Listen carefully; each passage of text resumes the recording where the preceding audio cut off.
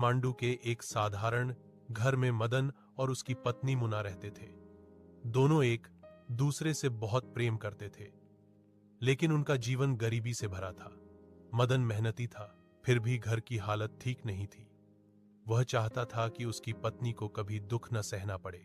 एक दिन मदन को पता चलता है कि लहासा तिब्बत जाकर व्यापार करने से अच्छी कमाई हो सकती है। वह सोचता है कि कुछ समय का कष्ट सहकर वह जीवन भर का सुख पा सकता है। इसी आशा में वह लहासा जाने का निर्णय करता है। मुना का दुहक और विनती। मदन का निर्णय सुनकर मुना बहुत दुखी हो जाती है। वह रोते हुए मदन से कहती है, धन से बड़ा जीवन होता है, परदेश की राह बहुत कठिन है, तुम्हारे बिना मैं नहीं जी पाऊंगी। लेकिन मदन उसे समझाता है, थोड़े समय की दूरी से हमारा भविष्य सुरक्षित हो जाएगा। भारी मन और आंसुओं के साथ मुना मदन को विदा करती है। कठिन यात्रा।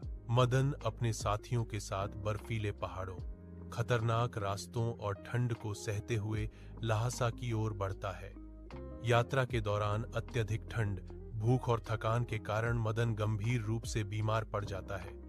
वह चलने में असमर्थ हो जाता है। साथी डर जाते हैं। उन्हें लगता है कि अगर वे मदन को साथ ले गए तो सभी की जान खतरे में पड़ जाएगी। अंततः वे मदन को रास्ते में ही छोड़कर आगे बढ़ जाते हैं। मानवता की जीत। मृत्यु के करीब पहुंचे मदन को एक भोटे तिब्बती व्यक्ति मिलता है।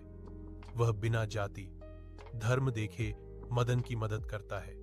उसे अपने घर ले जाकर दवा देता है, भोजन कराता है और उसकी देखभाल करता है। मदन धीरे धीरे ठीक हो जाता है। यहीं लेखक का महान संदेश प्रकट होता है। मनुष्य जाति से नहीं, दिल से बड़ा होता है। स्वस्थ होने के बाद मदन लहासा पहुंचता है। व्याप